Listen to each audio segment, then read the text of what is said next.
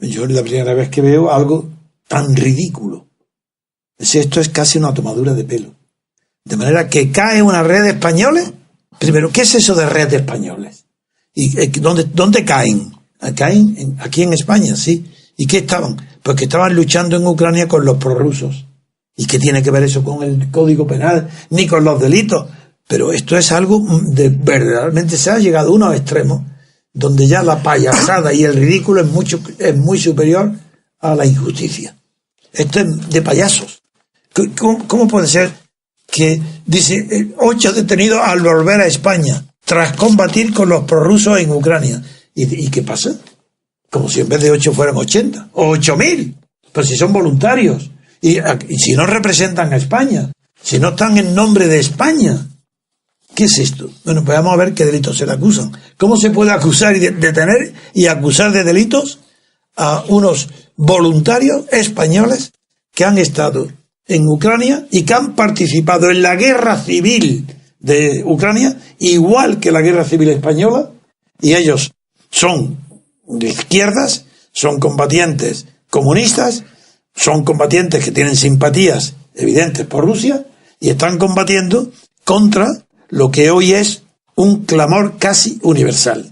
Y es que se sabe, sin ningún género de duda, que todo el conflicto de Ucrania empezó por una matanza de más de 100 personas en el Maidan, en la plaza de la República, pero que esa matanza fue organizada por los adheridos, los buscados por el partido de Suecia, entre los nazis y la extrema derecha voluntaria recogidos por Europa, y esos fueron los que provocaron la caída del corrupto y del degenerado régimen anterior de Yanukovych, y luego esos que los mismos que organizaron esa matanza para desestabilizar Ucrania son los que acabaron con la Constitución, hicieron un gobierno constitucional, 3 ministros de los que participaron en el Maidan, tres de los combatientes del Maidan, de los asesinos del Maidan, fueron ministros y pertenecían a los grupos de Timochenko y compañía, es decir, la corrupción mayor todavía del que había huido.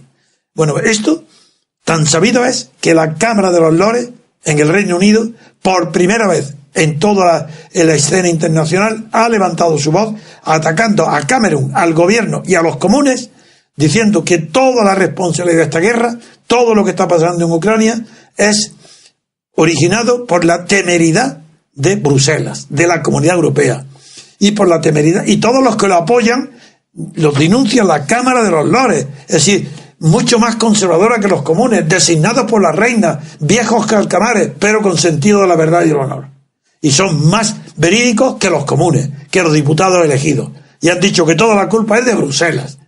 Porque no se dieron, y dicen literalmente la Cámara de los Lores, dicen, no, confundieron un tema que era exclusivamente comercial, que era el tratado de renovación de los acuerdos de Ucrania con Moscú, y ahí Bruselas intervino para torpedear ese acuerdo con Moscú y proponer ella, Bruselas, la Unión Europea, a la autoridad ucraniana, que si no firmaban con Moscú, la Unión Europea firmaría un tratado mejor con ellos y incluso propondría que entrara dentro de la Comunidad Europea Ucrania.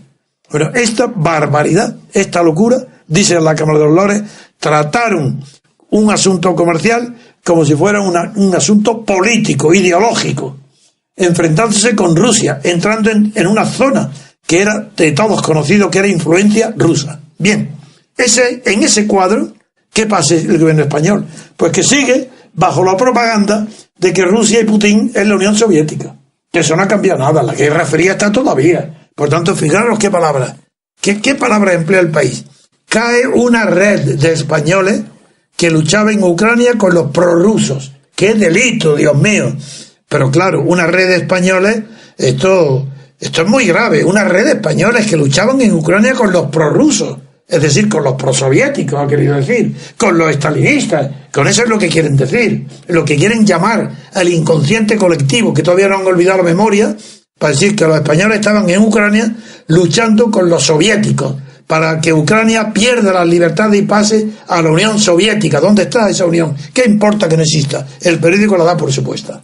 ¿Y qué hacen luego las páginas interiores? El colmo. El colmo.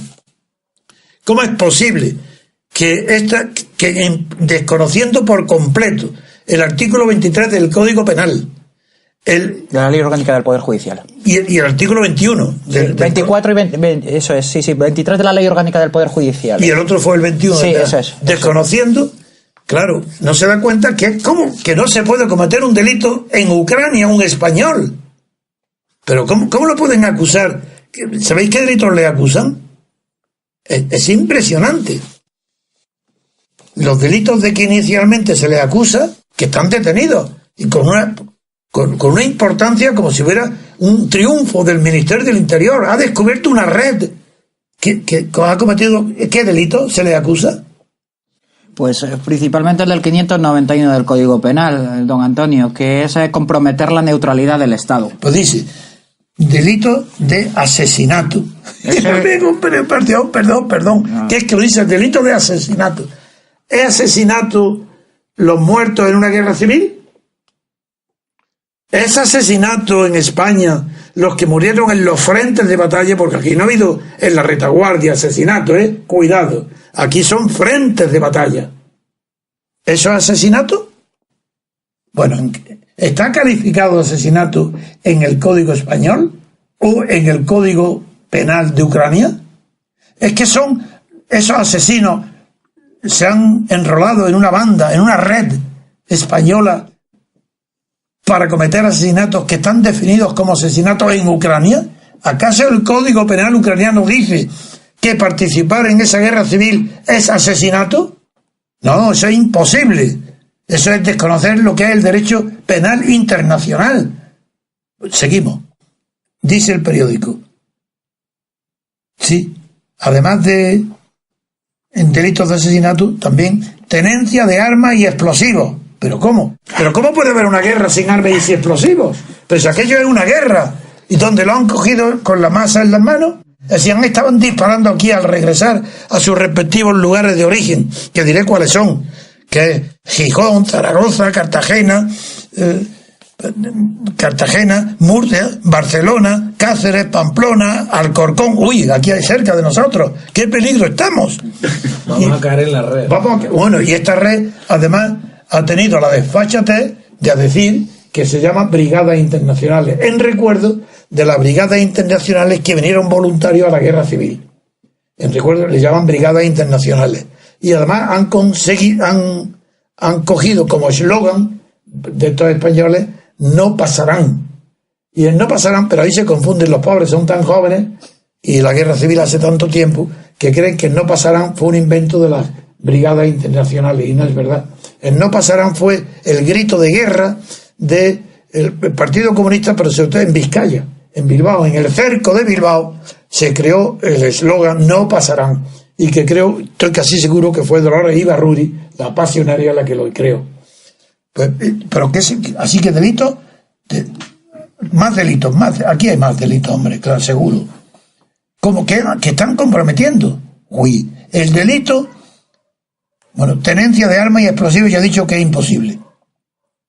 Pero sí que han cometido actos que atentan contra los intereses de España. Uy. ¿Qué interés tiene España en Ucrania? ¿Tiene minas? ¿De qué? Están destruyendo bienes de España en Ucrania. ¿Intereses de España? ¿Dónde están los intereses? Intereses o son materiales o son morales. Materiales, España no tiene nada. En propiedad de España no hay nada en Ucrania.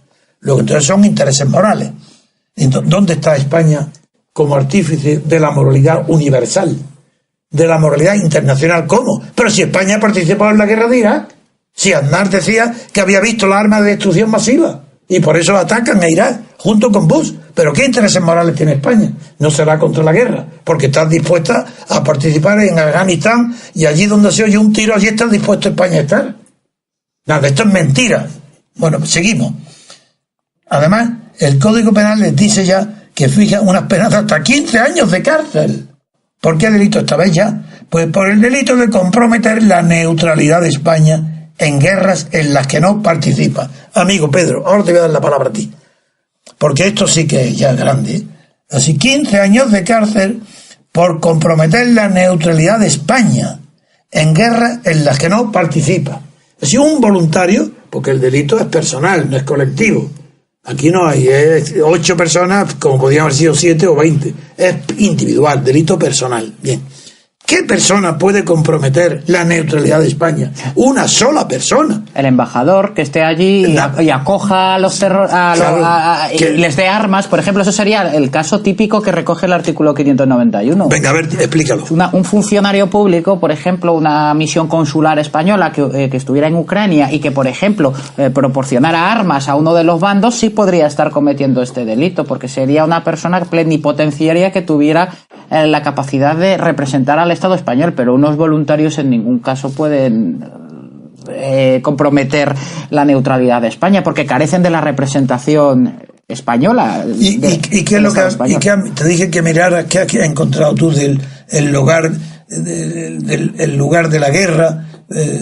Sí, ese es el artículo 23 de la Ley Orgánica. ¿Y qué dice? El artículo 23 de la Ley Orgánica del Poder Judicial lo que habla es de la extensión territorial de la ley penal española.